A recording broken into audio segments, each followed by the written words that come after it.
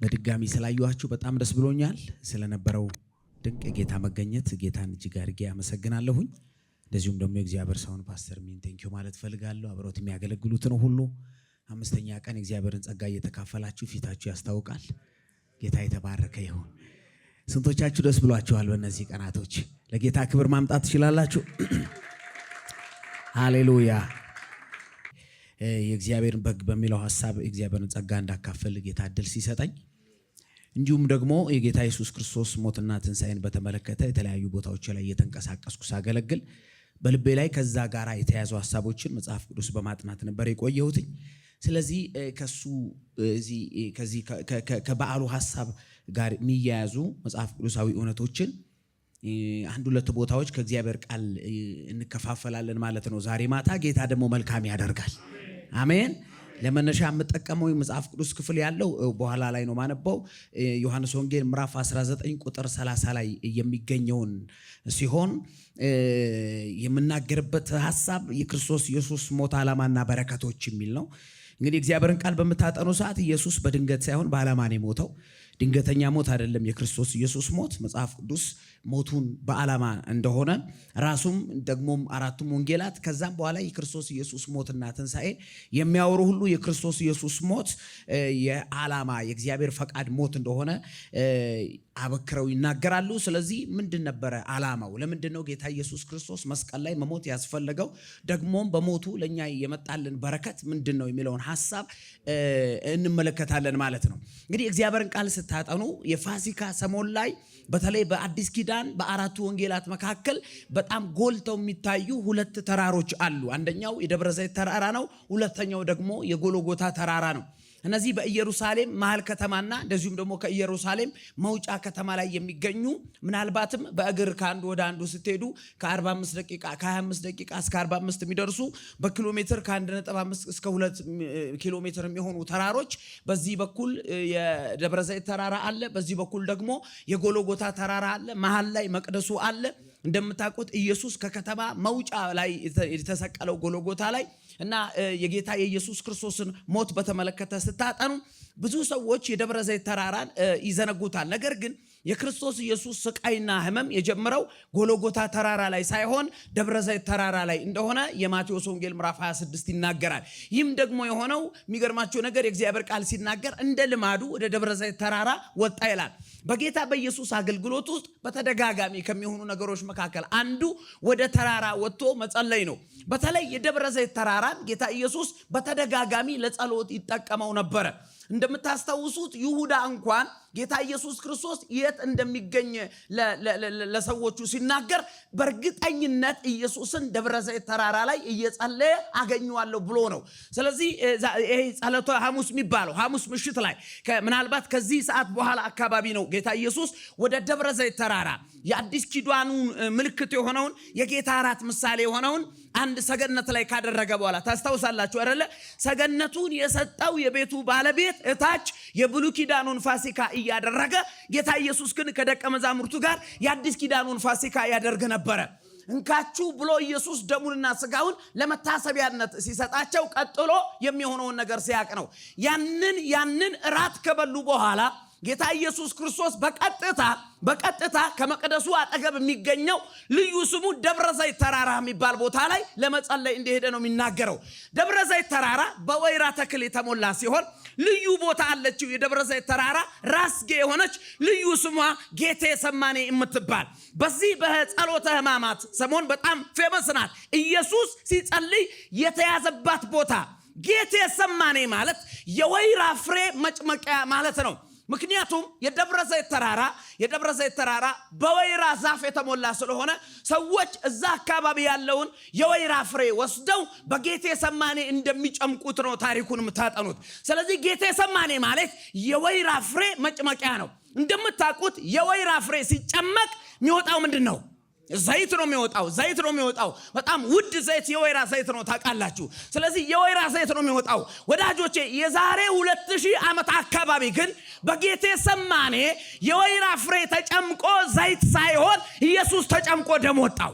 ስለዚህ ብዙ ሰዎች የኢየሱስ መድማት የኢየሱስ ስቃይ ጎልጎታ ላይ እንደጀመረ ሲያስቡ ወንጌላት ግን የክርስቶስ ኢየሱስ ስቃይ ጎልጎታ ከመድረሱ በፊት ሁሉ ጊዜ ይጸልይባት ከነበረችው ከጌቴሰማኔ ነው የጀመረው። እንደምታስተውሱት ጌቴሰማኔ ላይ 7 ነገሮች ትመለከታላችሁ። ጌቴሰማኔ አስተውሳችሁት አይደል? ኢየሱስ እየጸለየ የተገኘበት ቦታ ላይ እንዲሁም በጣም በሚገርማችሁ ሁኔታ በክርስቶስ ኢየሱስ ትምህርት ውስጥ ደስታ፣ አለመጨነቅ፣ የሚገርማችሁ ነገርን ለእግዚአብሔር መተው ዋና መልእክቱ ቢሆንም ጌቴሰማኔ ላይ ግን ራሱ ጌታ ኢየሱስ ተጨንቋል።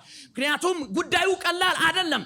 አንድ ጸሎት ነበረው። 4ቱም ወንጌላት በአንድ አረፍተ ነገር በጌቴሰማኔ የኢየሱስን ጸሎት አስቀምጧል። ጸሎቱ አንድም በጩኸት፣ ሁለትም በጭንቅ፣ 3ም በሐዘን ነበረ። በዚህ ልክ ኢየሱስ በአንድ ጉዳይ በመጨነቅ በማዘንና በመጮህ ጸልዮ አያውቅም ከዚህ ክፍል ውጪ። ከሉቃስ ወንጌል ምዕራፍ 22 እንዲሁም ከማቴዎስ ወንጌል ምዕራፍ 26 ሙሉ ታሪኩን እዛ ውስጥ ስለምታገኙት ነው። የሚገርማችሁ ነገር የኢየሱስ ክርስቶስ የጭንቅ የሐዘንና የጮት ጸሎት ምን ነበረ? በአንድ አረፍተ ነገር ብትወድ ይቺ ጽዋ ከኔ ትለፍ። በእውኑ ኢየሱስ በጌቴሰማኔ ፊት ለፊት በፊዚካል የሚታይ እጆቹ ላይ የነበረ ጽዋ አለ እንዴ? አልነበረም። መንፈሳዊ ቃል ነው እየተጠቀመ ያለው። ጽዋ ብሎ ጸለየ። ይቺ ጽዋ የቷ ጽዋ? ጌታ ኢየሱስ ከዚህ ተራራ ወርዶ ጎልጎታ ላይ የሚጠጣት ጽዋ። ምን አይነት ጽዋ ነበረ? የሞት ጽዋ። ምን አይነት ጽዋ ነበረ? የውርደት ጽዋ። ምን አይነት ጽዋ ነበረ? የእግዚአብሔርን ቁጣ የመሸከም ጽዋ። ምን አይነት ጽዋ ነበረ? ዕዳ የመክፈል ጽዋ። እጅግ መራራ የሆነ ጽዋ። በጌታ በኢየሱስ ጸሎት ለአብ ወደ ጌቴሰማኔ የደረሰው ጥሪ ኢየሱስ ክርስቶስ ይህን ጽዋ ሳይጠጣ የሰው ልጆች የሚድኑበት መንገድ አብ ጋር ከተገኘ አጥብቆ እየጮኸ ለመነው ይላል። ነገር ግን አብ ሌላ አማራጭ እንዳላዘጋጀ ሲሰማ እዛው ጌቴሰማኔ ላይ የራሱን ፈቃድ ለአብ ፈቃድ ሰጥቶ ጽዋውን ለመጠጣት የሚገርማችሁ ነገር ታዞ ወረደ። ስለዚህ ጌቴሰማኔ ኢየሱስ የተጨነቀበት ቦታ ነው። ኢየሱስ የጮህበት ቦታ ነው። ኢየሱስ ያዘነበት ቦታ ነው። ደግሞም ሁሉም ወንጌላት ላይ እንደዚህ የሚል ቃል አለ። ከጭንቀቱ፣ ከውጥረቱ፣ ከጉዳዩ ላይ ከነበረው ትኩረት ብዛት የተነሳ አንዳንዶች ወንጌላት ደሙ እንደ ደም ነጠብ፣ ላቡ እንደ ደም ነጠብጣብ ነበር ይላሉ። አንዳንዶቹ ደግሞ ኖ የደም ነጠብጣብ ሳይሆን ሊትራሊ ደም ነው ያንጠባጠበው ጌታ ኢየሱስ ክርስቶስ። ምክንያቱም ጭንቀቱ ስለበዛ ዚፊቱ አካባቢ፣ ግንባሩ አካባቢ የነበሩ ነርቮቹ ተበጥሰው ኢየሱስ ጠብ ያለው ላብ ሳይሆን ደም ነው። እንግዲህ ምን ያህል ጉዳዩ አሳሳቢ እንደሆነና ጭንቅ እንደሆነ ለዚህ ነው ኢሳይያስ ምዕራፍ 53 ላይ ስለ መሲሁ ሲናገር ተጨነቀ ይላል። የሁሉ ጭንቀት ምንድነው? ያንተን ጭንቀት ለመውሰድ። ሃሌሉያ። በኋላ መጣበታለሁ ኢየሱስ ክርስቶስ መስቀል ላይ ምን እንደሰራ። ሆኖም ግን ጌቴሰማኔ እንደምታውቁት ኢየሱስ የደም ነጠብጣብ ያንጠባጠበበት ብቻ ሳይሆን የአስቆሮጡ ይሁዳ ከ12ቱ አንዱ ሰይጣን ገብቶበት ኢየሱስን በ30 ብር አሳልፎ ታች ሸጦ ከዛ በኋላ እዚህ ጋር ስሞ የተለየው ቦታ ነው። የጌቴሰማኔ የጭንቀት ብቻ ሳይሆን የክህደትም ቦታ ነው። ኢየሱስ እዛ ቦታ ጮኋል፣ ተጨንቋል፣ አዝኗል። ደሙ ምንድነው? ላቡ እንደ ደም ነጠብጣብ ተንጠባጥቧል። በይሁዳ ተክዷል። እንደምታስተውሱት 3 ደቀ መዛሙርት በቅርብ ርቀት እንዲከታተሉት ወስዶ ነበረ፣ ጴጥሮስን፣ ዮሐንስና ያዕቆብን። እነሱ ግን ኢየሱስ እዛ ሁሉ ጭንቀት ውስጥ ሲያልፍ ተኝተው ነበረ ይላል። ስለዚህ ተትቷል። እነሱ ብቻ አይደሉም የተውት፣ አብም ትቶታል። ሌላው ደግሞ እዛ ቦታ ላይ መጨረሻ ላይ የሮም ወታደሮች በአስቆሮጡ ይሁዳ ጥቆማ መሰረት አንድ ተራ ወንበዴ እንደሚያዝ ልክ ቤት የዘረፈ የሆነ ሴት የደፈረ አካባቢው ላይ አቅቶናል ድረሱልን እንደተባለ ጎረምሳ ኢየሱስ ላይ ሲመጡ ትላንት ከናንተ ጋር በመቅደስ አብሬ ሲሆን አልነበራችሁም፣ አሁን ከየት መጣችሁ እስኪል ድረስ እንደ አንድ ተራ ወንጀል ወዳጆቼ ኢየሱስ ክርስቶስ በውርደት መንገዱ በመያዝ መንገዱ እንኳን በክብር አይደለም ኢየሱስን እያማከሩ ውሃ እየሰጡ ጁስ እየጋበዙ አይደለም ወዳጆቼ የያዙት፣ እንደ ተራ ወንበዴ እንደ ተራ ነፍሰ ገዳይ ነበር ጌታ ኢየሱስን የያዙት። ስለዚህ የተያዘበት ቦታ ነው የጌቴሰማኔ የደብረ ዘይት ተራራ ኢየሱስ የተዋረደበት ቦታ ነው። የትኩረት አቅጣጫ ባይሆንም ነገር ግን ደብረ ዘይት ኢየሱስ የተዋረደበት ብቻ ሳይሆን የከበረበትን ቦታ ነው። ታውቃላችሁ አይደለ? ኢየሱስ ክርስቶስ ያረገው እዚሁ የደብረ ዘይት ተራራ ላይ ነው። የሚገርማችሁ ነገር ደግሞም ዳግም ተመልሶ ሲመጣ በስጋ እዚሁ ደብረ ዘይት ተራራ ላይ እንደሚቆም የእግዚአብሔር ቃል ይናገራል። ምን ማለት ነው? የደብረ ዘይት ተራራ የጸሎት ተራራ ይባላል። እሱ ብቻ ሳይሆን እግዚአብሔር የውርደትን ቦታ ወደ ክብር እንደሚቀይር ጌታ የተባረከ ይሁን። ክብር ለኢየሱስ ይሁን። አሁን በዋነኝነት ወደ ጎልጎታ ተራራ ነው ኢየሱስ ክርስቶስ ከተያዘ በኋላ እንደምታውቁት ከደብረ ዘይት ተራራ እያጋፉ እየደበደቡ እየመቱ ካወረዱት በኋላ በቀጥታ የሚገርማችሁ ነገር 6 ጊዜ በእኩለ ሌሊት ኢየሱስ ላይ ተፈርዷል። በምንም አይነት አግባብ ፍርድ ቤቶች ሊከፈቱ በማይችሉበት መልኩ የሚገርማችሁ ነገር 3 ጊዜ ሐናና ቀያፋ ጋራ 3 ጊዜ ደግሞ ጲላጦስና ሄሮድስ እየተቀባበሉት 6 ጊዜ በአንድ ሌሊት ውስጥ ኢየሱስ ለፍርድ ቀርቧል። ለዛውም በሐሰት ክስ፣ ሁለተኛም ደግሞ በተጭበረበረ የሐሰት መንገድ ሮማውያን ጋር ሲወስዱት የአይሁድ ንጉሥ ነኝ ብሏል ብለው እንደገና ሐናና ቀያፋ ጋር ሲያመጡት መቅደሱን አፈርሳለሁ ብሎ በሁለት ተጨባጭነት በሌላቸው የሐሰት ክሶች ምክንያቱም ሮማውያን ጋር መተው መቅደሱን አፈርሳለሁ ብሏል ቢል ምን አገባቸው እነሱ? አይሁዳውያን ጋር መተው የሚገርማችሁ ነገር ንጉሥ ነኝ ብሏል ቢል ምን አገባቸው? ጉዳዩን ሴንሲቲቭ አድርገው ፖለቲካዊ ይዘት ሰጥተው ሃይማኖታዊ ጉዳይ አነካክተው ልክ ሃይማኖት ሰዎች ጋር የሃይማኖት ጉዳይ ሊያበላሽ እንደሆነ ፖለቲከኞች ጋር ከሆነ ደግሞ ሲደርስ መፈንቅለ መንግስት ሊያነሳ እንደሆነ እንዲህ ነገስታትን ለማነሳሳት የሚገርማችሁ ነገር በሐሰት ከሰው አጣድፈው ዓርብ ዕለት ላይ እንዲሰቀል በጌታ በኢየሱስ ላይ ተፈረደበት። የመጨረሻውን ፍርድ ወዳጆቹ የፈረደው ጲላጦስ ነው።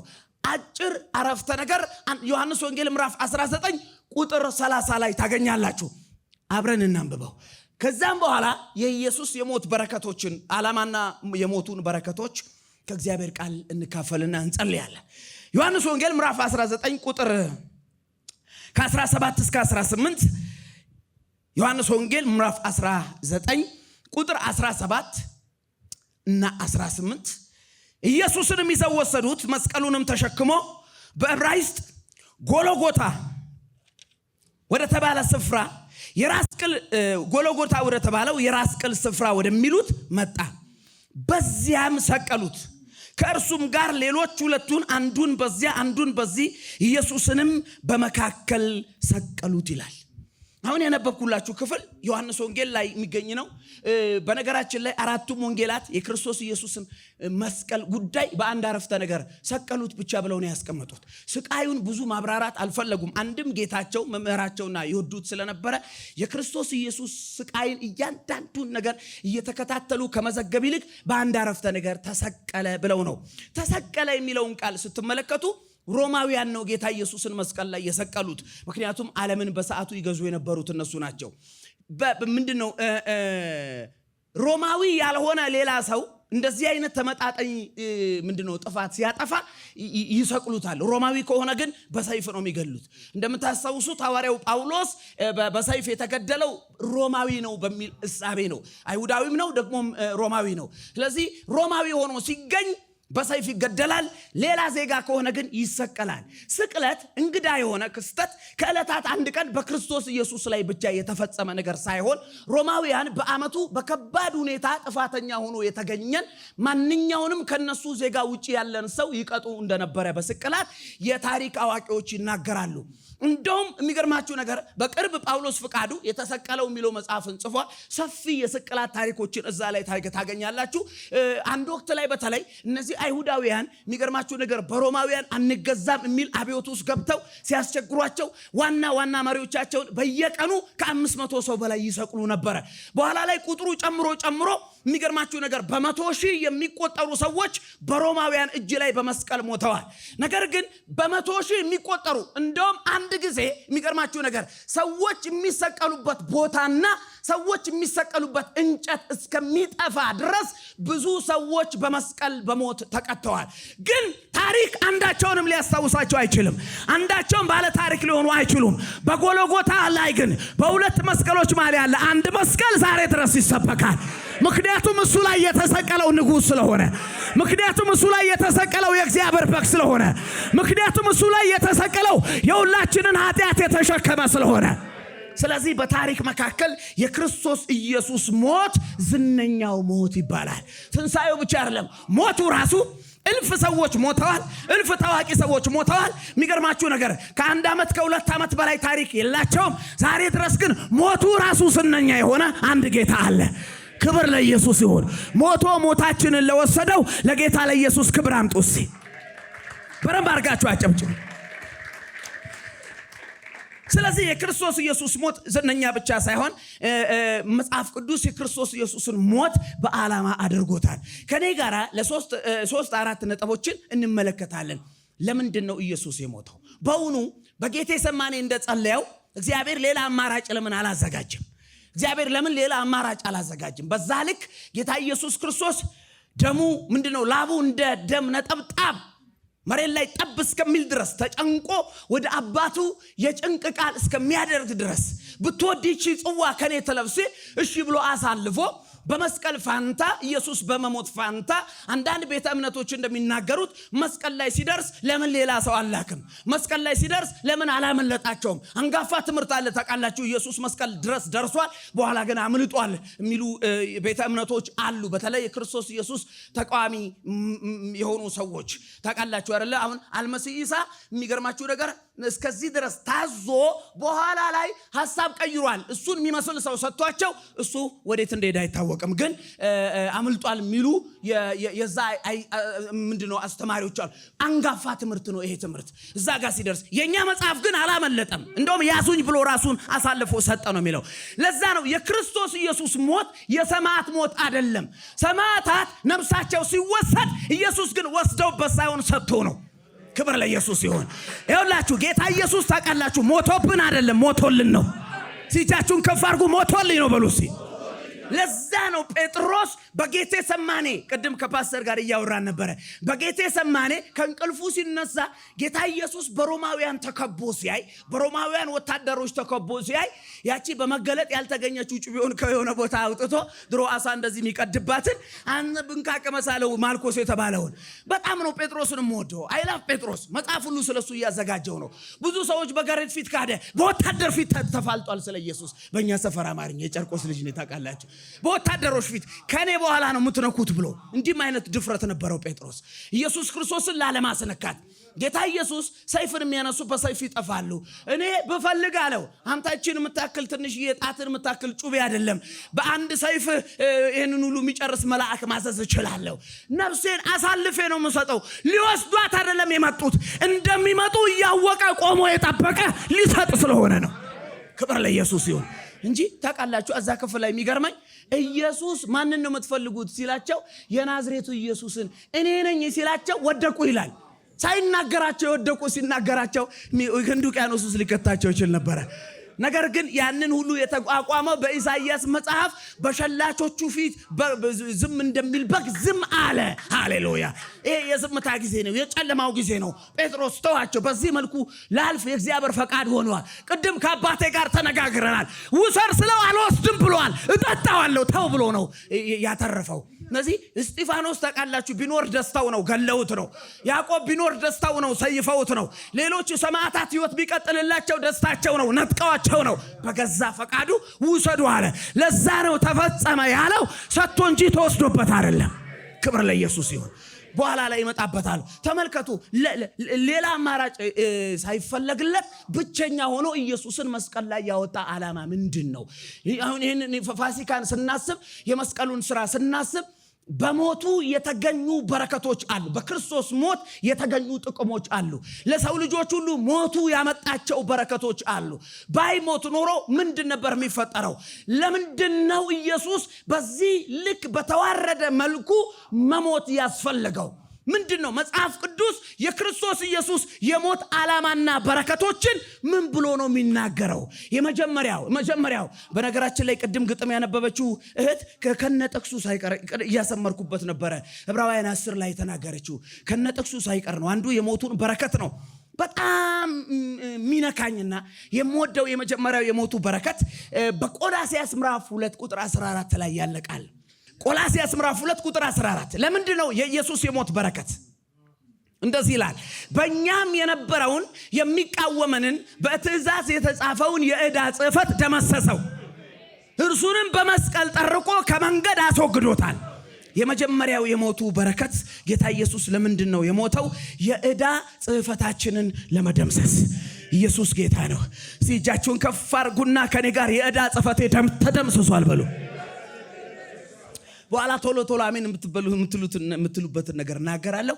ለመሆኑ የዕዳ ጽሕፈት ማለት ምን ማለት ነው? የመጀመሪያው የዕዳ ደብዳቤ ማለት ነው። ተበድራችሁ የምታውቁ ሰዎች በእርግጥ እናንተ አትበደሩም፣ ክብር ለኢየሱስ ይሁን። ግን እንዲሁ ብድር አበሻ ብድር ላይ በጣም ጎበዝ ነው ታውቃላችሁ። ተረት ሁሉ አለን። ወይ አበዳሪው የተበዳሪ ይሞታል ብለን እንበደራለን፣ ችግር የለብንም። አንድ ጎረቤት ነበረኝ ዕዳዱ ጮቤ አይደለም ወደ ተሰካበት ይላል። ምንም አይወጋህም ብሎ ማለት ነውና ምንድነው የዕዳ ጽሕፈት ማለት? የዕዳ ደብዳቤ ማለት ነው። ወይም ደግሞ ዕዳን የሚያሳይ የተጻፈ ማስረጃ ማለት ነው። ወይም የተፈጸመ ክፍያ ማለት ነው።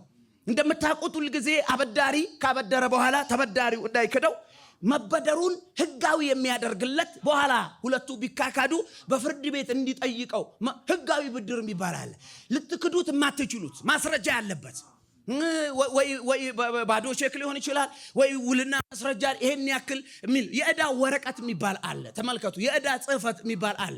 ኢትዮጵያውያን እግዚአብሔር ይመስገን እነዚህ 6 ዓመታት እንደ ሀገር እንዳልተበደረን መረጃ አለኝ። ነገር ግን ቀደም ባሉ ዓመታት ብድር ላይ ጎበዝ ነን። በሀገር ደረጃ ነው የምንበደረው። ራሱ አይታችኋል በቴሌቪዥን ወረቀት ሲቀባበሉ። በጣም እኮ የሚገርም ፓስተር፣ እኛ ነን አበዳሪ ምን መስለው፣ ጎንበስ የሚለው እኮ ፈረንጁ ነው እንዴ አበዳሪ። በጣም ኢትዮጵያውያን ልባችን ሙሉ ነው። ተመልከቱ፣ እነሱ ናቸው ጎንበስ ብለው። በኋላ ግን ጎንበስ ብለው የሰጡንን ወረቀት አጎንበሰው ሊያኖሩን እኮ ነው። ሲሰጡን ቅልስልስ ብለው በኋላ ጉሮሮ ላይ ሊቆሙ። የሚገርም ነገር የዕዳ ወረቀት። ስለዛ ስለ ዕዳ ወረቀት ለማንበብም ሰዎችን ለመጠየቅ ሞክሬያለሁ። ሲፈራረሙ በሚገርማችሁ ሁኔታ ፊርማው ላይ የዕዳውን የተቀበለው ሰውዬ ስም አይደለም ያለው። እንትና የፕራይም ሚኒስቴሩ ስም አይደለም ያለው። የገንዘብ ሚኒስቴሩ ስም አይደለም ያለው።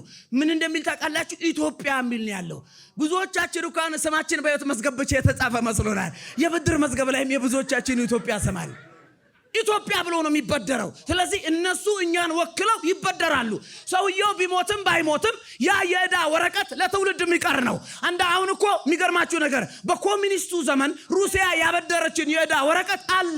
የኔ አባቴ ደርግ ወታደር ነው። ኮሚኒስቱ ዘመን ላይ ሩሲያ አሁን ያበደርኳችሁን አምጡ ብትል አይደለም 3 አንድ ጊዜ መብላት ብርቅ ነው የሚሆነው። እጃቸው ላይ ያለ ወረቀቱ አበድሬ ያለው የሚል ህጋዊ ፊርማ። ወዳጆችም ልክ እንደዚሁ አዳም በኤደን ገነት እኛን ሁሉ ወክሎ ዕዳ ውስጥ ገባ። አልነበርኩ ማለት አትችልም። ፕራይም ሚኒስትሮቻችን ሲፈራረሙ አልነበርኩ ማለት እንደማትችለው፣ መንግስት ሲፈራረም መንግስቱ ኃይለ ማርያም አልነበርኩ ማለት እንደማትችለው ሁሉ አዳም በኤደን ገነት ሁላችንን ይዞ ገደል ሲገባና ከእግዚአብሔር የዕዳውን ወረቀት ሲቀበል ከዛ በኋላ ፍጥረት ሁሉ ተሸክሞ የሚዞረው አንድ የዕዳ ወረቀት አለ።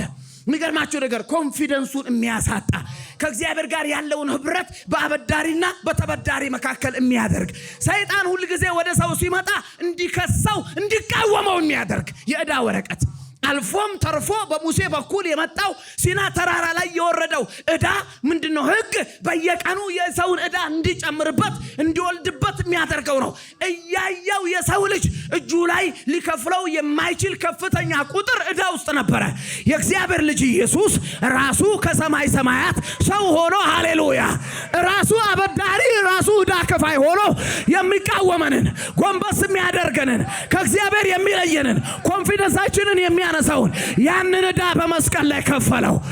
ያንን ዕዳ በመስቀል ላይ ከፈለው። በክርስቶስ ኢየሱስ የመጀመሪያው አዳም ይዞን የገባውን ዕዳ ኋለኛው አዳም ወሰደና መስቀል ላይ ከፈለው። እጃችሁን ከፍ አድርጉና ዕዳዬ ተከፍሏል በሉ። በኢየሱስ በሉ እስቲ። መስቀል ላይ ዕዳዬ ተከፈለ። አሁን ዕዳ የለብኝም። ክብር ለኢየሱስ ይሁን። ወዳጆቼ ሆይ ዕዳ የለብንም። ሐዋርያው ጳውሎስ በቆላስይስ መጽሐፍ ላይ ምዕራፍ 2 ላይ በጣም ወደውን አንድ ቃል ይጠቀማል። መስቀል ላይ ሳይ አለ በመንፈስ ሊትራሊ እንደዚህ ስታዩ ሁለት እጆቹን እንደዚህ የዘረጋ አናቱ ላይ ሄሮድስ የማነው ጲላጦስ የጻፈው የአይሁድ ንጉስ የሚል በሶስት ቋንቋ የተጻፈ በአራማይክ በግሪክና በዕብራይስጥ የተጻፈ ነው ፊት ለፊት የምታዩት። በመንፈስ ግን አንድ ወረቀት አይቻለሁ አለ። ምን የሚል ወረቀት? የሰው ልጆች የዕዳን ወረቀት ወሰደው። ከከፈለ በኋላ አንተ ጋር እንዳይሆን አምጣው አለና ወሰደና መስቀሉ ላይ ጠረቀው። አሁን የሰው ልጆች የዕዳ ወረቀት እነሱ ጋር አይደለም፣ መስቀል ላይ ነው ያለው። ወስዶ ጠርቆታል። እንደውም የሚለው ሰረዘውም ጭምር ነው። ሃሌሉያ። ሲከፈል ምን ይባላል? ተሰርዟል። ሁለተኛ አስወገደው ይላል እና ሰቀለው ይላል። ወዳጆች እቺን ብቻ ልናገር። ብዙ ሰዎች መስቀል ላይ ያለውን ኢየሱስ እያዩ ሲያለቅሱ በጣም ነው ማዝ ነው። ምንም ማድረግ የማይችል ምስኪን እንደው አጋዥ ያጣ ድፍት ቀና የሚል እያዩት የሚያለ አረ ወንድሜ የሰው ልጆችን ሁሉ ኃጢአት የከፈለ ጀግና ነው እዛ ላይ ያለ፣ አንበሳ ነው እዛ ላይ ያለ። እያየ የምታለቅስለት ሳይሆን የምትደነቅበት ጌታ፣ የምትገረምበት ጌታ። ቆይ እንደ እውነት እንነጋገር። በሸራተን ወይ ደግሞ ከባድ እዚህ ስካይላይት እራት በልታችሁ ከአንድ ወንድም ጋር ሰብሰብ ብለን አንድ ሰው ልደት ለማክበር ስካይላይት በላንና ቢሉ መጣ። እኔ ከብዛቱ የተነሳ የአንድ ቤት የ10 ቤት እያልኩ ነው የቆጠርኩት። ራሱ ብሩን አላምን ብዬ ይሄ 90 ምናምን ሺህ ብር እንዳስቆረጡ ይሁዳ ላይ ያደረገኝ ነበረ። በእውኑ ይሄ ብር ለወንጌል ስርጭት ነበረ ያዘኝ። ምን በኢየሱስ ስም እንኳን በለው ብዬ ማለት ነው። ቁጥሩን አይቼ ከዛ በኋላ ምን ሊመጣ ብቻዬን ወረቀት ወደ እኔ አምጥተው ዋጋ እንዳይከፍሉ ዛሬ እያልኩኝ ማለት ነው። ራት እንብላ ብለው ስካይላይት አስገብተው 90 ምናምን ሺህ ብር ክፈል ብለው ዛሬ ቀንን የሚረግሙ ሌዋታንን ጠርቼ ጉድ እንዳላፈራ በልቤ አላልኩም እያልኩኝ እያለ አንድ ወንድም እኔ ከፍላለሁ አለ። አሁን እኔ አያየሁት ላለቅስ ነው ወይኔ ሲያዘ ልለው ምን አይነት ሰው ነው? ታድሎ ነው ምለው። እዚህ ላይ ያለው የሰው ልጆችን ሁሉ አምጦ ያለ ነው። አንተ ምዳለበ አምጣ ከፍለዋለሁ። የሰው ልጆችን ሁሉ ዕዳ የከፈለ ጀግና፣ የምታደንቀው የምታከብረው ይሄ አንበሳ ነው የምትለው እንጂ እያየው የምታዝንለት ጌታ አይደለም። መስቀል ላይ ያለው ኢየሱስ ጀግና ኢየሱስ ነው። መስቀል ላይ ያለው ኢየሱስ ዕዳ ከፋይ ኢየሱስ ነው። መስቀል ላይ ያለው ኢየሱስ የሰው ልጆችን እርግማን የሰበረ ኢየሱስ ነው። እንዴ በቃ የኔ ጌታ ሚላል በዛ መልኩ ባያልፍ እግዚአብሔር ጨክኖ ለዛ አሳልፎ ሰጥቶት በሐዘን ልናስቀረው አንችልም። ጴጥሮስ እኮ ሊመክረው ሁሉ ሞክሯል። አይሁንብ ብሎታል። ይሄ የሰይጣን ሐሳብ ሂድ ብሎ ገስጾታል። ወዳጆቼ ዕዳችን ተከፍሏል። ሲጩና ዕዳዬ ተከፍሏል ብሏል። የታየ ባርኮች ቁጭባል። እኔ ድሮ በጣም ከዛሬ 20 ምናምን ዓመት በፊት ልጆች ሰንደስ ምንድነው ደህንነት አስተምሬ እንዲህ ቆንጆ የመስቀል ሰርተው ሰጡኝ እና ለምን እንደሰጡኝ አላውቅም፣ ግን ሰጡኝ። በጣም ነው መወዳት። እስከ ዛሬ ድረስ እኔ ቤት አለች 20 ምናምን ዓመት አግብቼው ሁሉ ቤት ያለች። ገና ስገባ ራሱ ሌሎች ሰዎች እንዲሸከሙት ራሴ ነኝ ወስጄ መጀመሪያ የምሰቅለው እሱን ነው እና ኮንፌስ አደርጋለሁ እያየሁት ጧት እየተ የሆነ በቃ የሆነ ሰይጣን ሊኮነነኝ ሲሞክር ሰይጣን ፈልገው እዚህ ላይ የኔን ዕዳ እኔ ጋር የለም እያልኩ አውጃለሁ። ዕዳዬን ወስዶታል። ድሮ ጨርቆስ 4 በ4 የተከራዩት ትንሽ የቤት ነበረች። ሰቅያት ገና እንደገባው ፕሮግራም ላይ እርስ ዕዳዬን ወስዶታል ስል አበዳሪ ይሰማሉ፣ አከራዬ ይሰማሉ። ቅርብ ናት ግድግዳዋ ራሱ። ዕዳዬን ኢየሱስ ከፍሎታል። ልጅ ዳዊት 28 ሲመጣ ይኸውልህ ነቅነቅ የለም ይሉኛል ሴትዮዋ። ዕዳዬን ከፍሎ መለከተኝም የምታወራው ነገር 28 ላይ ብሬን ቁጭ ይሉኛል። ወጣ ብዬ ማዘር የእርሱ 400 ብር ቀላል ነው ተከፈለ ምሎት ዕዳ እኔ ዘር ማንዘር የማይከፍለውን ነው።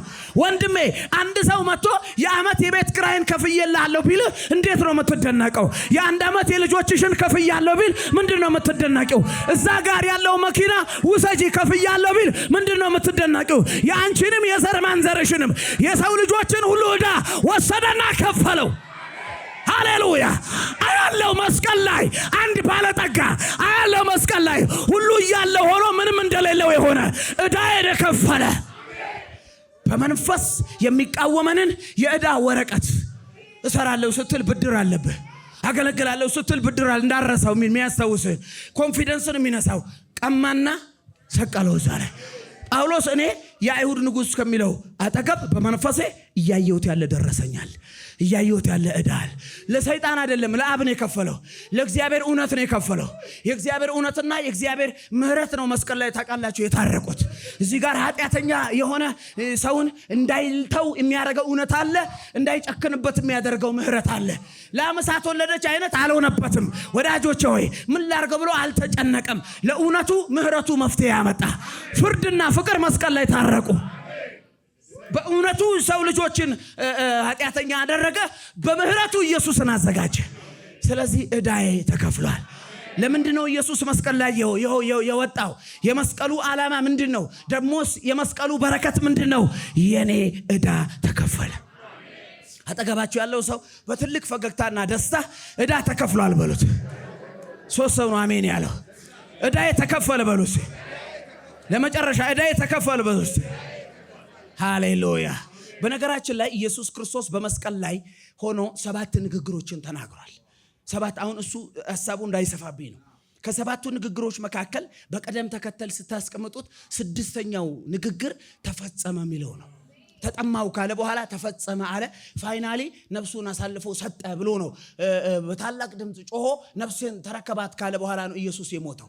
ተቃላ እየሞተ እንኳን ሰው ታውቃላችሁ ኮማ ውስጥ ሲገባ ሊሞት ደቂቃ ሲቀረው የሚናገረውን አያውቅም፣ ምን እንደሚያወራ አያውቅም። ከቅርብ ጊዜ በኋላ ራሱ ፍርድ ቤቶች ሰው በጣም በህመምና በስቃይ ውስጥ ሆኖ ሊሞት ሲል የሚናገረው እንደ ኑዛዜ አይቆጠርም ብለዋል።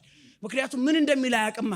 ስለዚህ ተናግሮልኛል ተናዞልኛል ስትል ኮማ ውስጥ እያለ ከሆነ አይቀበልም። ለማን? ለጎረቤቱ ንብረቱን ሊያወርስ ይችላል። የማያውቀውን ስም ሊጠራ ይችላል ሰውየው። ልጁ ያልሆነውን ሰው ልጄ ነው፣ ልጁ የሆነውን ደግሞ ልጅ አይደለም ሊል ይችላል። ሰውየው እንኳን ንብረቱን ሊቆጣጠር ራሱን መቆጣጠር አይችልም። ጌታ ኢየሱስ ግን ነፍሱ እየወጣች የሚናገረውን ያውቅ ነበረ። እያንዳንዱ የክርስቶስ ኢየሱስ ንግግር ከሱ ስቃይ የመጣ ሳይሆን ከእግዚአብሔር ፕሮግራም የመጣ ነው። እንደውም ምን እንደቀረ አውቆ ይላል እኮ በትንቢት መጽሐፍ ምንድነው መራራ ጽዋ ነገር ሰጡት የሚለውን አስታውሶ ተጠማው አለ። ስለ ተጠማ ብቻ አይደለም ወዳጆቼ ሆይ የሚቀር ትንቢት ስላለ ነው። ምን ተፈጽሟል ምን አልተፈጸመም እያለ ሁሉ ይቆጣጠር ነበር ጌታ ኢየሱስ መስቀል ላይ። ፋይናሊ ተፈጸመ አለ። የተናገረው በግሪክኛ ነው። ቴቴሌስታይ ነው ያለው። ቴቴሌስታይ ማለት አንድ አበዳሪ ወዳጆቼ ሆይ ከሰውየው ብድሩን ተቀብሎ ቆጥሮ በቃ ችሏል ሲለው ማለት ነው። ተከፍሏል ሲለው ነው። ዕዳ ተከፍሏል ሲለው ነው። የነጋዴዎች ቃል ነው ቴቴሌስታይ ማለት። ስለዚህ ገንዘብ ለአንድ ጉዳይ ተጠይቃችሁ 1 ሚሊዮን ብር ብሏችሁ ሰውየው 1 2 3 ብሎ 1 ሚሊዮን ካለ በኋላ በቃ ተከፍሏል ካለ ምንድነው የሚለው መሰላችሁ? ቴቴሌስታይ ይላል። ክብር ለኢየሱስ ይሁን። እና ኢየሱስ ክርስቶስ መስቀል ላይ ተፈጸመ ሲል ምን እያለ ነው? ዕዳው ተከፈለ። አጠገባችሁ ያለው ሰው ዕዳው ተከፍሎላል በሉት። ስቅቅል ያደርገን የሚፈልግ የሃይማኖት መንፈስ አለ። በኢየሱስ ስም የተመታ ይሁን። በእኔና በእግዚአብሔር መካከል ያለው ህብረት የአበዳሪና የተበዳሪ አይደለም። ወረቀቱን ራሱ ሰይጣን ይዞ ድሮ ብድር ነበረብህ እንዳይለኝ ራሱ ኢየሱስ መስቀል ላይ ጠርቆታል። ሶስት ሰው ነው ግን አሜን ያለው። አሜን በይ። በተለይ እዛ ጋር ያለሽ እያየሁሽ ነው እንዴ። ነገርኳችሁ እኮ የ1 ወር የቤት ኪራይ ተከፈለልህ ሲባል የሚዘል ሰውዬ የ1 ዓመት ተከፈለልህ የእድሜ ልክ ተከፍሎልሃል ሲባል እንዴት ነው የምንሆነው? አም ፍሪ ነፃነት ይሰማኛል። የዕዳ ስሜት ላይ የለም። ኢየሱስ ዕዳዬን ወስዶታል። ኢየሱስ መስቀል ላይ ከፍሎታል። ክብር ለኢየሱስ ይሁን። ወዳጆቼ ሆይ ዕዳችንን መስቀል ላይ ከፈለው። በረከቱ ነፃነት አመጣ። ለምንድነው ኢየሱስ መስቀል ላይ ዕዳችንን ሊከፍል? እና በጣም የሚታወቅ ደግሞ ሐሳብ አለ። ቅድም እህታችንም የመጣችው ሁለተኛውን በፍጥነት ልናገር። ሁለተኛው የኃጢአት መስዋዕት ለመሆን ግጥሙ ላይ ቅድም ያነበበችው ብላቴና እንደተናገረችው በጣም የሚገርም ግጥም ነው። ስነ መለኮታዊ ሐሳቡ ራሱ ገርሞኛል። እና ታውቃላችሁ እስራኤል ወይም ደግሞ እግዚአብሔር በኃጢአት በኩል ያለውን ቁጣ ለማብረድ እና ለመሸፈን በመቅደሱ ስርዓት ውስጥ ያዘጋጀው የመሸፈን አገልግሎት ነው። የመሸፈን ስለዚህ ማንኛውም ኃጢአተኛ በዘሌዋውያን ሕግ መሰረት ኃጢአት ሲሰራ መሞት ስላለበት የኃጢአት ደሞዝ ሞት ስለሆነ የሚገርማችሁ ነገር ኃጢአቱ እንዳይገለው የሚሞትለት ምትካዊ ነገር እግዚአብሔር አዘጋጅቷል። በግ ይገዛል። ንጹህ በግ በሉ እስቲ ንጹህ በግ በቃ መታረዱ አይቀርም ብሎ ቀንዱ የተሰበረ አይኑ የጠፋ እግሩ የተሰበረ ማምጣት አይችልም። ምክንያቱም ኃጢአቱን ሊሸከምለት ምንም የማያውቅ በግ በሰላም ሳሩን እየጋጠ ያለ በግ ከሰውየው ጋር ምንም ግንኙነት የሌለው በግ ሄዶ እሱ በገደለው እሱ በዘሞተው እሱ በሰረቀው ፈልጎ ኃጢአቱን የሚሸከምለት በግ ይሄ በግ የዚህ ሰውዬ የኃጢአት ተጠያቂ ሊሆን ምንም የሚችልበት ነገር የለም። በሰላም የመኖር ህጋዊ መብቱ የተጠበቀ ነው። ወዳጆቼ ሆይ በሁለቱ መካከል ያለው ግንኙነት ምንም ሊሆን አይችልም። ይሄ በሰራው ኃጢአት ያልኖር እግዚአብሔር ግን ኃጢአቱን እንዳያይ ሰውየውን ሁሉ ጊዜ ሰውየውን እንዳይቃወመው የሚሸፍንለት ስለፈለገ በግ ይገዛና ከዛ በኋላ ወደ ቤተ መቅደስ ያመጣዋል። ለዚህ ነው እልፍ አላፍ በጎች በቤተ መቅደስ ውስጥ ለኃጢአት መስዋዕት ሆነው ቀርበዋል። የሚገርማችሁ ነገር ከዛ አይኑን ወደ ካህኑ አርጎ ምን እንደሰራ እየነገረው እጆቹን ንጹህ በግ ላይ ይጭናል። በጉ ምን እየተካሄደ እንደሆነ አያውቅም። ከዛ በኋላ ሰርቅ ያለው ባለፈው ዕለት ዋሽቻለሁ ባለፈው ዕለት አንዲ ያርግ ያለው ሲል መንፈሳዊ ስራ ነው የሚከናወነው። የሰውየው ኃጢአት በሙሉ ብድግ ብሎ በጉ ውስጥ ይገባል። ከዛ በኋላ ሰውየው ነፃ ይሆናል። አሁን ሰርቃል ብትለው በጉን የሰረቀው ይላል። ምንም የማያውቅ ሳር የሚግጥ በግ ዘርፋል ብትለው ኧረ በኢየሱስም በጉን የዘረፈው ይላል። ሰውየው ሰላም ሆኖ ወደ ቤቱ ሲሄድ በጉ ኃጢአተኛ ሆኖ መቅደስ ውስጥ ይቀመጣል። ካህኑ ሲያየው ኃጢአትን ያያል። ስለዚህ ኃጢአት መቆየት ስለሌለበት መሞት ስላለበት በጉን ያርደዋል። የመታረዱና የመቀጣቱ ምልክት ደሙ ይፈሳል። ደሙን ሲያይ እግዚአብሔር የሰውየውን ኃጢአት ይሸፍነዋል። አለ ኃጢአቱ ግን ተሸፍኗል። ለምን? የበግ ደም ስለሆነ ኃጢአቱን መሸፈን እንጂ መሰረዝ አይችልም። ለዛ ነው የክርስቶስ ኢየሱስ ደም ከበግና ከኮርማ ደም ይበልጣል የተባለው። ኃጢአትን ሸፍኖ ሳይሆን ሰርዞ ነው።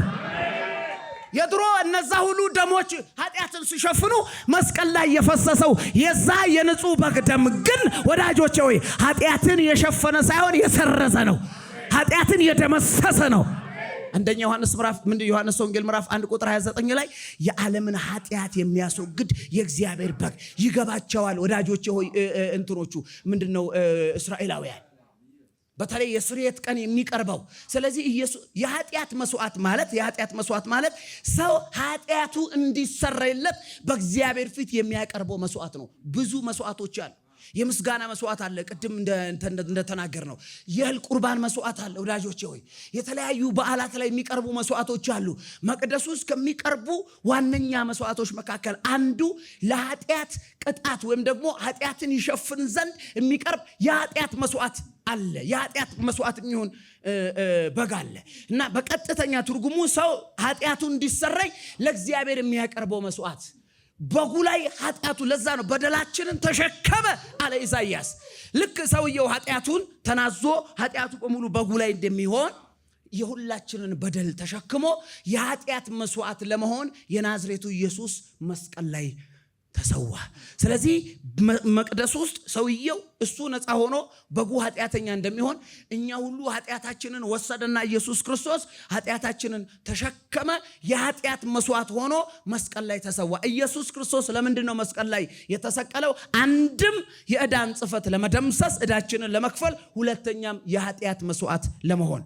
ሁለት ነጥቦች ተናግሬ ከዛ በኋላ ብዙ ናቸው። በነገራችን ላይ የክርስቶስ ኢየሱስ የሞቱ በረከቶች በጣም የምወደውና አንደኛው ደግሞ ሁለንተናዊ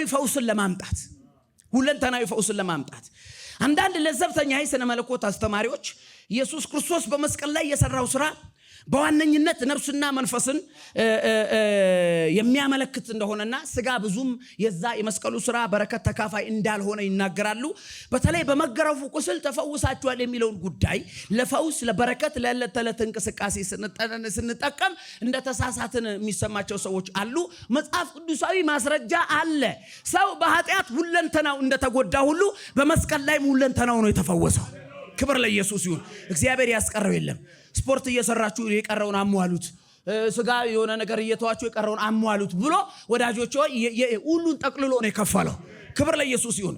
ኢሳይያስ 53:5 ላይ በመገረፉ ቁስል ተፈወሰን የሚለውን በማቴዎስ ወንጌል ምዕራፍ 8 ከቁጥር 16 እስከ 17 የሚገርማችሁ ነገር ስለ ስጋው መቆረስ በመስቀል ላይ ጌታ ኢየሱስ ክርስቶስ ቀና ብላችሁ ስታዩ ደሙ ብቻ ሳይሆን የፈሰሰው ስጋውም ተቆርሷል። ስጋውም ተቆርሷል።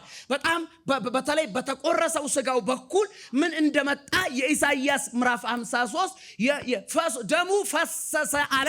እንግዲህ በደሙ በኩል የተገኘ የኃጢአት ስርየት አለ። ቅድም እንደነገርኳችሁ የበጉ ደም ሲፈስ የሰውየውን ኃጢአት እንደሚሸፍን በመስቀል ላይ የፈሰሰው ደም ኃጢአታችንን አስወገደው፣ ሰረዘው። ይሄንን ነገር እንዳይታይ ወዳጆቼ መሸፈንና ከናካቴው ከስፍራው ማንሳት ይለያያል። ወዳጆቼ ያኛው የብሉይ ኪዳኑ እንዳለ ሲሸፍን የኢየሱስ ደም ግን ከነቦታው ነው ያጠፋው። ለዛ ነው ምስራቅ ከምዕራብ እንደሚርቅ ኃጢአታችንን ከኛ አራቀ የሚለው፣ ሰረዘው። ስጋውስ በስጋው በተቆረሰው ስጋው በኩል የመጣው በረከት ምንድነው? ምንንስ ያመለክታል? ማቴዎስ ወንጌል ምዕራፍ 8 ላይ የሚገርማችሁ ነገር ጌታ ኢየሱስ ክርስቶስ እንደዚህ ይላል፣ በመገረፉ ቁስል እንደዚህ በመሸም ጊዜ አጋንንት ያደረባቸው ብዙ ሰዎች ወደሱ መጡ። በነብዩ ኢሳይያስም እርሱ ድካማችንን ተቀበለ ደዌያችንን ተሸከመ የተባለው ይፈጸም ዘንድ መናፍስትን በቃሉ አወጣ፣ የታመሙትን ሁሉ ፈወሰ። ወዳጆች የታመሙትን ሁሉ ፈወሰ። ይሄ የነፍስና የመንፈስ ብቻ ሳይሆን የክርስቶስ ኢየሱስ የመገረፉ ጉዳይ ስጋንም እንደሚያመላክት፣ በፈሰሰው ደም ነፍሴና መንፈሴ ሲታጠብ በተቆረሰው ስጋ ደግሞ ለስጋዬ ፈውስ ተዘጋጀ። አንድ ሰው እጆቹን ከፍ አድርጎ ሁሉ ተከፍሎልኛል ይበል እስቲ። ሁለንተናዊ ፈውስ ይገባኛል ይበል። ምክንያቱም በመገረፉ ቁስል ተፈውሳችኋል። ወዳጆቼ ሆይ ስጋው ተቆረሰ። ከዚህ ከጌቴሰማኔ ተራራ ጀምሮ የኢየሱስ ክርስቶስ ምንድነው እንደዚህ ግንባሩ ላይ ያለው እስኪበጣጠስ ድረስ፣ ከዛም ደግሞ የሮማውያን ጅራፍ ወዳጆቼ ሆይ በጣም አደገኛ ጅራፍ ነው። ኖርማልኛ የቦሄለት ምናጮው ጅራፍ ሳይሆን ጫፉ ላይ ሰንሰለት አለው። ለምንድነው እንደዛ የሆነው? ሰውየው በተገረፈ ሰዓት ስጋውን እንዲቦጭቅ ነው። በዛ ሁሉ ወዳጆቼ ሲያስገርፈው ማነው ጲላጦስ የኢየሱስ ስጋ ተቆርሷል። መስቀል ላይ እዚህ ጋር ነው ጌታ ኢየሱስ ክርስቶስ በሚስማር የተመታው። በጣም ሴንሲቲቭ ቦታ እንደሆነ ታውቃላችሁ። ስለዚህ ደም ብዙ የሚፈሰው ቦታ ነው። እሱ ብቻ ሳይሆን እግሮቹም ተበስተዋል፣ ጎኑም ተበስቷል። በአጠቃላይ በጌቴሰማኔ ተራራ ላይ ከመሆኑ በፊት እራት እየበሉ ቂጣ አንስቶ ወይም ህብስት አንስቶ ቆረሰና ምሳሌ እንደዚህ አላቸው፣ ስለናንተ የተቆረሰ ስጋዬ ነው አለ። ደሙ ፈሷል፣ ስጋው ተቆርሷል። በደሙ ኃጢአቴ ነጻ፣ በተቆረሰው ስጋው ለስጋዬ ፈውስ ተዘጋጀ። ይህ ማለት ምንድነው? ነፍሴንም መንፈሴንም ስጋዬንም ያማከለ ስራ መስቀል ላይ ተሰርቷል። ሁለንተናዊ ፈውስን ለማምጣት የነፍስ ህመምንም የስጋ ህመምንም የማናቸውን ህመም እንደ እግዚአብሔር ሰው ልንገራችሁ፣ በዚህ ሰዓት እንኳን እየወጋችሁና እያመማችሁ ስጋችሁ ላይ ያለ በሽታ ካለ በመገረፉ ቁስል ይነሳል። ፈውስ በኢየሱስ መስቀል ተሰርቶልኛል። እጃችሁን ከፍ አድርጉና ደዌን ተቀብሏል፣ ህመሜን ወስዶታል። ጌታ የተባረከ። የመጨረሻ አንድ ነገር ብቻ ልንገራችሁና ልጨርስ። የመጨረሻው በጣም እመወዳትን ታውቃላችሁ ምንድነው የተከናወነው? የመጨረሻው ሊቀ ካህን ሆነ። ለምንድነው ኢየሱስ ክርስቶስ መስቀል ላይ የተሰቀለው? የመጨረሻው ሊቀ ካህን ሊሆን። ጌታ በተሰቀለበት ወቅት ኢየሱስ መስቀል ላይ ሆኖ እታች መቅደስ ውስጥ ሁለት ካህናት አሉ። አንዱ ሐና ነው፣ ሁለቱ ቀያፋ ነው። በእስራኤል ታሪክ ሁለት ሊቀ ካህን ኖሮ አያውቅም። አንድ ሊቀ ካህን ነው ወደ ክርስቶስ ስለሚያመላክት። ብዙ ሊቀ ካህናት አሉ መቅደስ ውስጥ፣ ነገር ግን አንድ ሊቀ ካህን አለ። ሁሉንም የሚወክል አንድ ሊቀ ካህን አለ።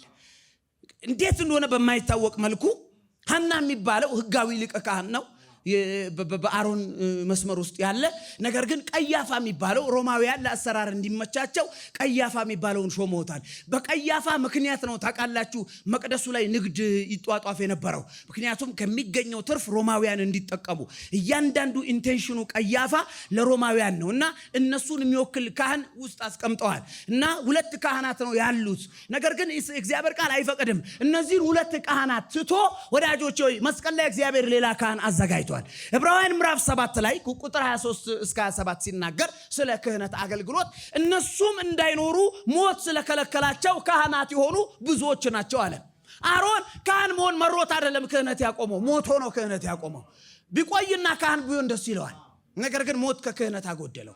አሮን ሲሞት ልጁ ተተካ። የምታውቁት ልጁም ካህን ሆነ ኖረና ደስ እያለው ካህን መሆን ሞተ። ስለዚህ ካህናት በሞት ምክንያት ተቀያየሩ። ነገር ግን መስቀል ላይ አንድ የማይሞት ካህን እግዚአብሔር አዘጋጀ ይላል። ይሄ ደግሞ ካህን መስቀል ላይ ወዳጆቼ ሆይ አንደኛ የመጨረሻ ሊቀ ካህን ሆነ። ሞትን አሸነፈና ሌላ ሊቀ ካህን ሞቶ ሌላ ሰው ካህን እንዳይሆን ራሱ ሞትን አሸንፎ ተነሳ። የመጨረሻው ሊቀ ካህን ሆነ። ካህን ማለት የሰዎችን ጉዳይ ይዞ በእግዚአብሔር ፊት የሚቀርብ ማለት ነው። ስለዚህ ጉዳያችንን ይዞ ቀረበ ይላል። ግቡና አንብቡት። ቀረበ። ልክ ሊቀ ካህን ታውቃላችሁ የስርየት ቀን ይባላል። በየቀኑ ግለሰቦች ኃጢአታቸውን በደም ያስተሰርያሉ። እስራኤል ደግሞ እንደ ኔሽን አንድ በግ ወክላ ኃጢአቷ ይሰራያል። እሱ በጣም በዓል ነው። የስርየት በዓል ይባላል። ምንድነው የሚሆነው? አንድ ንጹህ በግ ይመጣል። የሕዝብ ሁሉ ኃጢአትን ይሸከማል። በጉ ይታረዳል። ካህኑ ወደ ቅድስተ ቅዱሳን አደባባይ አልፎ ከዛ ቅድስት አልፎ ቅድስተ ቅዱሳን ይገባል። በቅድስተ ቅዱሳንና በቅድስት መካከል ያለው ልዩነት አንድ መጋረጃ ነው። መጋረጃው ከባድ መጋረጃ ነው። ወዳጆቼ ሆይ ካህኑ ያንን መጋረጃ ገልጦ ገብቶ ያንን የኃጢአት ስርየት የሆነውን ደም ይዞ ገብቶ በዕብራይስጥኛ የሚባለውን ብሎ ታቦቱ ላይ ረጭቶ እስከሚወጣ ህዝቡ በጉጉት ነው የሚጠብቀው። ይሄ ካህን አንድም የሚሞት ካህን ነው። ሁለትም ደግሞ እጆቹ ላይ ያለው ደም የበግ ደም ነው። ሶስትም ደግሞ ወዳጆቼ ሆይ ደሙ እሱንም ይወክላል፣ ለሱም ኃጢአት ጭምር ነው። አንድ ቀን ግን ሃሌሉያ ሌላ ካህን እግዚአብሔር አዘጋጀ። ይሄኛው ካህን ሊትራሊ መቅደስ ውስጥ እንደዚህ እያደረገ የገባ ካህን ሳይሆን በመንፈስ ነው የገባው። ቀራንዮ መስቀል ላይ ሆኖ ነው የገባው። ሌሎች ወንጌላት እንደሚጽፉት ከሆነ በተለይ ዕብራውያን ላይ የስርየት ቀን ካህኑ ይገባል ደሙ ይዞ፣ ህዝቡ ከውጭ ሆኖ ይጠብቃል። እና ኃጢአት ሰርቶ ተሳስቶ ማይባል ነገር ብሎ ከሆነ ሊሞት ስለሚችል ገብታችሁ ማውጣት አትችሉም። ስለዚህ ከሱ ጋር ኮሚኒኬት የምታደርጉት በምንድነው? ሻኩራ በሚባል እግር ላይ በሚታሰር ገመድ ነው። ሻኩራ ልሳን አይደለም። በነገራችን ላይ ካህናት እግራቸው ላይ የሚያስሩት ሰንሰለት ያለው ገመድ ነው እና ረጅም ገመድ ነው። ሻኩራውን አስሮ እንግዲህ እግዚአብሔር በሰላም ይመልስ ለአገልግሎት ገብቶ ማለት ነው። የሞት ድባብ ነው ያለው። ከተሳሳት ጠብ የምትልበት ነው። ከሞተ በሻኩራው ነው። ከቆየባቸው ውጭ ሆነው ሌሎች ካህናት እንደዚህ ሲያረጉት መቶ ክሽክሽ ያለ እሱ ጋር ይደርሳል። አለው ሲላቸው መልሶ እንደዚህ ሲያረገው ድምጹን ሲሰሙ አለ እግዚአብሔር ይመስገን አልሞተም ይላሉ። ከሞተ ጎትተው ነው የሚያወጡት። አንድ ቀን ግን ሻኩራ እግሩ ላይ ማሰር ማያስፈልገው ውስጥ ገብቼ ብሞት ማይል የበግ ደም ሳይሆን የራሱን ደም የያዘ አንድ ካህን ሃሌሉያ። ለዛ ነው ልክ ኢየሱስ ተፈጸመ ሲል ይላል ዮሐንስ የቤተ መቅደስ መጋረጃ ከላይ ወደ ታች ለሁለት ተቀደደ። ለምን? እግዚአብሔር ኢየሱስ ይዞት የገባው ደም አረከው። ከዚህ በኋላ ሌላ ደም አልፈልግም አለ። ከዚህ በኋላ በዚህ ደም ረክቻለሁ አለ። የራሱን ደም ይዞ ገባ ይላል። የበግ ደም ነው ይዘው የሚገቡት፣ እሱ የራሱን ደም ነው። እነሱንም ኃጢአት ይወክላል፣ እሱ ግን ኃጢአት የለበትም። አየና እግዚአብሔር ደሙን ረካ። ኃጢአት የተቀጣበት ዕዳ የተከፈለበት እርግማን የተወሰደበት ደም ነው፣ ረካ። ስለዚህ አለ ወዳጆቼ ሆይ ቅድም ያነበበችው ዕብራውያን ምዕራፍ 10 ቁጥር 11 እና 12 ላይ መስዋዕት አቅርቦ በአብ ቀኝ ተቀምጧል ይላል። በጣም የሌለ ግቡና አንብቡ። ዘሌዋውያን መጽሐፍ ላይ ዘዳግም መጽሐፍ ላይ ቅድስተ ቅዱሳን ውስጥ ወንበር የለም። ምን ሊሰራ ወንበር ይሮናል? እሱ እዚህ ኃጢአት እያስተሰረ ህዝቡ እዛ ውጭ ኃጢአት እየሰራ ነው ያለው። ስለዚህ ተመልሶ ኃጢአት ለማስተሰረ የሚወጣ ሰውዬ ነው። ረፍት የለውም ሰውዬው። የዛንም ኃጢአት ሲሸፍን ነው። ቅድስተ ቅዱሳን ውስጥ ወንበር የለም። ለምን? እጁ ላይ ያለው ደም በቂ ደም አይደለም። ሌላ የሚቀር ኃጢአት ስላለ፣ ሌላ የሚሰራ ኃጢአት ስላለ፣ በክርስቶስ ኢየሱስ በኩል ግን የቀረበው መስዋዕት ውጪ ሌላ ኃጢአት ስላላስቀረ ስላለቀ ስራው መቀመጥ ይችላል። ለመጀመሪያ ደም ይዞ የተቀመጠ ካህን የናዝሬቱ ኢየሱስ ይባላል። ሌሎቹ ለሚመጣው ኃጢአት የሚሆነ ስርየት ይዘው ሲወጡ፣ እሱ ግን አየና እግዚአብሔር ከዚህ በኋላ ኃጢአት ተሰረዟል፣ መቀመጥ ትችላለህ አለው። ክብር ለኢየሱስ ይሁን። የቤተ መቅደስ መጋረጃ ለሁለት ተቀደደ። ሬናንድ ቦንኬ እንደዚህ ብሏል። ልክ ሲቀደድ ካህናቱ ውስጥ ያሉት ከላይ ወደ ታች የተቀደደውን ሃይማኖተኛ ስለሆኑ ከታች ወደ ላይ ቢሰፉት እንኳን እግዚአብሔር ከሰማይ ወደ መሬት የቀደደውን ሊሰፉት አይችሉም ብሏል። ክብር ለኢየሱስ ይሁን። ጌታ ኢየሱስ ክርስቶስ በደንብ አድርጋችሁ አጨብጭቡ። የመጨረሻው ካህኑ ሊሆን ተሰው። አንድ ግሪክኛ ቃል አለ ኤፓፋክስ ይባላል። ቀጥተኛ ትርጉሙ ለአንዴና ለመጨረሻ። ለአንዴና ማንም አሮን ለአንዴና ለመጨረሻ መስዋዕት ይዞ አርቀው ለአንዴ ብቻ ነው። ሁሉም ይዘውት የገቡት ደም ለአንዴ ነው። ጉዳዩ የተከናወነው ለአንዴ ነው። ውጤቱ ግን ለዘላለም ነው። መስቀል ላይ ደሙ የፈሰሰው አንዴ ነው። የሚያነጻው ግን ሁሌ ነው። ለዛ ነው ዮሐንስ የክርስቶስ ኢየሱስ ደም ከኃጢአት ሁሉ ያነጻል አለ። አንዴ ፈሷል፣ ሁሌ ያነጻል። ክብር ለኢየሱስ ይሁን። እጃችሁን ከፍ አድርጉና ከኔ ጋር እንደዚህ በሉ እስቲ። ካህኔ ሆኖ በእግዚአብሔር ፊት ቀርቧል በሉ እስቲ። ክብር ለኢየሱስ ይሁን። ሁለት ነገር ልንገራችሁና ቆመን እንጸልያለን እንደተቀመጣችሁ። ቻርልስ ስፐርጀን የተባለ ትልቅ እግዚአብሔር ሰው ስለ ኢየሱስ ክርስቶስ መስቀል እንደዚህ ብሎ ተናግሯል። ወደ መስቀል ተመልከት፣ ኃጢአት ምን ያህል ከባድ እንደሆነና የእግዚአብሔር ፍቅር ምን ያህል ጥልቅ እንደሆነ ትረዳለህ ይላል። ወደ መስቀል ተመልከት፣ ኃጢአት ምን ያህል ከባድ እንደሆነ አንድ፣ ሁለተኛ የእግዚአብሔር ፍቅር ምን ያህል ጥልቅ እንደሆነ ትመለከታለህ ይላል። ክብር ለኢየሱስ ይሁን። ቢሊ ግራሃም መስቀል የእግዚአብሔር ፍቅር ከፍተኛ ማረጋገጫ ነው። በዚህ ልክ እግዚአብሔር ሰዎችን ወዷል። አንድ ነገር ብቻ ልጨምርላችሁና ቆመን እንጸልያለን። ወዳጆቼ ኢየሱስ ክርስቶስ ለምንድን ነው የተሰቀለው? ለምንድን ነው የሞተው? የእግዚአብሔር ፍቅርን ለማሳየት። አንደኛ ዮሐንስ ምዕራፍ 4 ቁጥር 10 11 ላይ እንደዚህ ይላል፣ እግዚአብሔር እንደሚወደን በዚህ እናውቃለን። ሃሌሉያ። ታውቃላችሁ በጣም ከባዱ ነገር በሰዎች ፍቅር እርግጠኛ መሆን ነው። በሰዎች ፍቅር አንድን ባል ሚስት እንደምትወድ እርግጠኛ ነህ ብትሉት እንዴ እሱን እግዚአብሔር ነው የሚያውቀው፣ እኔ ግን እንደምወዳት ነው እርግጠኛ መሆን ነው ይላል። ባልሽ እንደሚወድሽ እርግጠኛ ነሽ ወይ ብትይ እኔ በራሴ ፍቅር ነው እርግጠኛ መሆን የምችለው። ሰዎች ይወዱኛል አትበል ይላሉ ሰዎች። እኔ ነው የምወዳቸው። እርግጠኛ መሆን የምትችለው በአንተ ነው። መጽሐፍ ቅዱስ ግን እንደዚህ ይላል፣ ይኸውልህ ከአንተ ፍቅር ይልቅ በእግዚአብሔር ፍቅር እርግጠኛ ሁን። እንደሚወደን በዚህ እናውቃለን። እንደውም ቁጥር 16 ላይ አንደኛ ዮሐንስ ምዕራፍ 4 ቁጥር 16 ላይ እግዚአብሔር እንደሚወደን አውቀናል፣ አምነናል ይላል። አውቀናል፣ አምነናል። የት ላይ? መስቀል ላይ። መስቀል ላይ እግዚአብሔር ፍቅሩን እያሳየ ነው። በዚህ ልክ ወዳ ሰይጣን መጥቶ ኮንዶሚኒየም ስላልደረሰሽ እግዚአብሔር አይወድሽም ብሎ እንዳያስለቅስሽ፣ እጮኛሽ ትቶሽ ስለሄደ በረኪና ጠጪ እንዳይልሽ ሚሪንዳ ግዢና ጠጪ። ክብር ለኢየሱስ ይሁን። ከመስሪያ ቤት ስለተባረርሽ ዓለም የጨለመብሽ እግዚአብሔር የተወሽ እንዳይመስልሽ። መስቀል ስታይ ጉልት ብሎ የሚታይ አንድ ፍቅር አለ። ባልደበዘዘ መልኩ ራቆቱን የተሰቀለ እንደው ረስቼው ነበር። ታውቃላችሁ አይደለ? ሰዓሊዎች ኢየሱስ ክርስቶስ ላይ ያስቀመጡት ጨርቅ አለ። ስለ መስቀል የሚናገሩ ግን የሮማውያንን ታሪክ ያጠኑ ሰዎች የሚሰቀል ሰው በምንም ተአምር ጨርቅ አይደረግለትም። ምክንያቱም እንዲሳቀቅና እንዲሸማቀቅ ስለሚፈልግ። ምክንያቱም አንድ ጤነኛ ሰው በሚያውቃቸው ማህበረሰብ መካከል በተለይ አንድ መምህር በጣም የሚጠነቀቅ ጥንቁቅ መምህር እንዴት እንደሚበላ፣ እንዴት እንደሚጠጣ፣ እንዴት እንደሚሄድ ጥንቁቅ መምህር በተማሪዎቹ ፊት ራቆቱን ሆኖ መታየት፣ ባስተማረው ባገለገለው ሕዝብ ፊት ራቆቱን ሆኖ መታየት ምን ያህል እንደሚያሳፍር።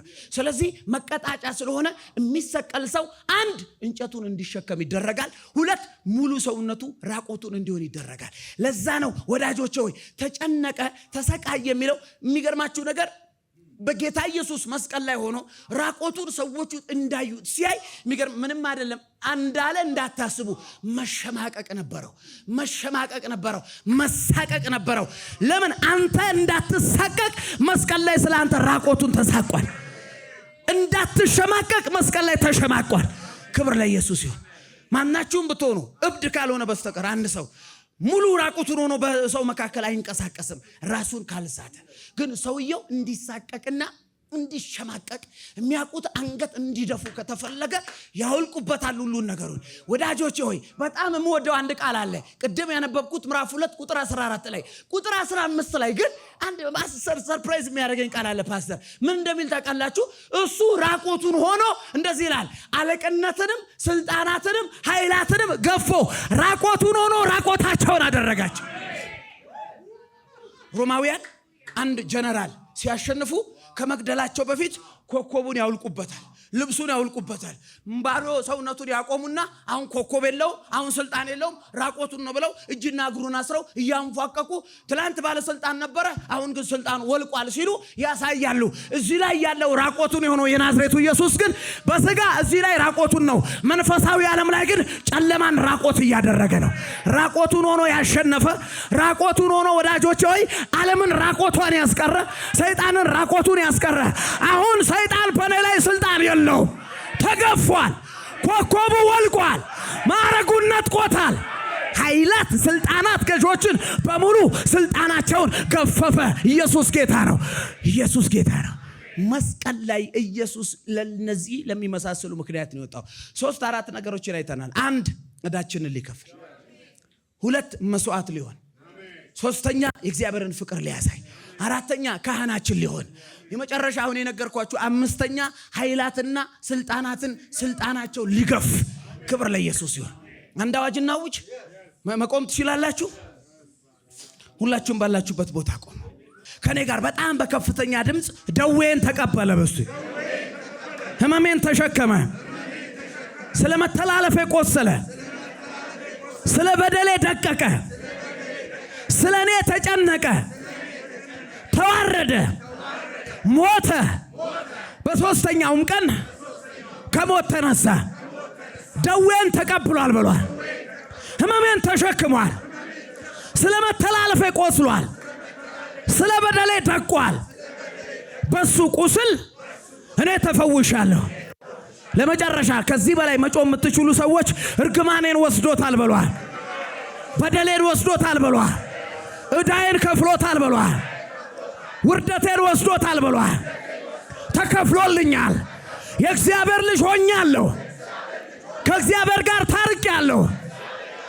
እግዚአብሔር ተቀብሎኛል። አለቅነት ብሏል። ስልጣናት ገዦች መስቀል ላይ በኢየሱስ ስልጣናቸው ተገፏል። ሰላም የተወደዳችሁ የዛሬ መልእክታችንን የሰማችሁ በተለያየ የዓለም ስፍራ ያላችሁ ይህንን መልእክት እንደተባረካችሁበት አምናለሁ። በዚህ መልእክት ከተባረካችሁ ደግሞ አንድ ግብዣ ልጋብዛችሁ ፈልጋለሁ። ይህ ግብዣ ደግሞ የዘላለም ሕይወት ግብዣ ይባላል። ይህንን መልእክት የምትሰሙ ጌታ ኢየሱስ ክርስቶስን እንደ ግል አዳኝ አድርጋችሁ ያልተቀበላችሁ ሰዎች መጽሐፍ ቅዱስ ሲናገር ሮሜ ምዕራፍ 10 ቁጥር 9 እና 10 ኢየሱስ ጌታ እንደሆነ በአፍ ብትመሰክር እግዚአብሔርም ከሙታን እንዳስነሳው በልብ ብታምን ትድናለህ፣ ትጸድቃለህ ይላል። ስለዚህ ወገኖቼ መዳን መጽደቅ ጌታ ኢየሱስ ክርስቶስን እንደ ግል አዳኝ አድርጎ በመቀበል ውስጥ ነውና ወደዚህ ሕይወት ልጠራችሁ ፈልጋለሁ። ኢየሱስ ክርስቶስ በመስቀል ላይ የኛ ምትክ ሆኖ የኃጢአትን ቅጣት የኃጢአትን ዕዳ በመሸከም ስለኛ ሞቶልና ስለኛ ደግሞ ተነስቷል። በጣም ቀላል ነው። በስራ አይጸደቅም፣ በመስጠት አይጸደቅም። በተለያዩ ነገሮች ለመጽደቅ ማሰብ የለብንም። ስለ ጽድቃችን የኃጢአታችንን ዕዳ በመስቀል ላይ በመክፈል ኢየሱስ ክርስቶስ ሙሉ ዋጋ ከፍሎልናል። በጣም ቀላል ነው። ኢየሱስን ጌትነት አምኖ መቀበል፣ እሱ እንደሞተልን አምኖ መቀበል፣ በአፍ በመመስከር በልብ በማመን መዳን በሌላ የለም ይላል ሐዋርያት ሥራ ምዕራፍ 4 ቁጥር 12 ላይ። እንድንበት ዘንድ ከሰማይ የተሰጠን ስም አንድ ስም ነው፣ ያ ኢየሱስ ይባላል። ኢየሱስ እንደዚህ ያለ ዮሐንስ 14:6 ላይ በመጨረሻ እኔ እውነት ነኝ፣ እኔ ሕይወት ነኝ፣ እኔ መንገድ ነኝ፣ በእኔ በቀር ካልሆነ ማንም ወደ አብ መምጣት አይችልም። ዛሬ ወደዚህ ወደ ትልቅ ግብዣ ጠራችኋለሁ። ኢየሱስ ሞቶልናል። ኢየሱስ ተነስቶልናል። ኢየሱስ ይወደናል። እሱን በማመን የግል አዳኝ አድርጎ በመቀበል ከዘላለም ሞት ማምለጫውን መድኃኒት መውሰድ እንችላለን። የዚህ ዓለም ሕይወታችን በአጭር ይጠናቀቃል። የዘላለምን ሕይወት ማግኘት የምንፈልግ ሰዎች እዚህ ላይ ያለውን ክፍል በመጸለይ በመናገር መዳን ይሆንላችኋል። እነዚህን ስልኮች በመጠቀም ደግሞ ለጸሎት ይህንንም ጸሎት አብረን እንጸልይ መደወል ትችላላችሁ። የእግዚአብሔር ጸጋ ከሁላችሁ ጋር ይሁን። የዛሬ ሰላማችሁ የተለየ ይሆናል። የዛሬ እንቅልፋችሁ የተለየ ይሆናል። ዘላለማችሁ የተባረከ ይሁን። ተባረኩልን። በኢየሱስ ስም አሜን።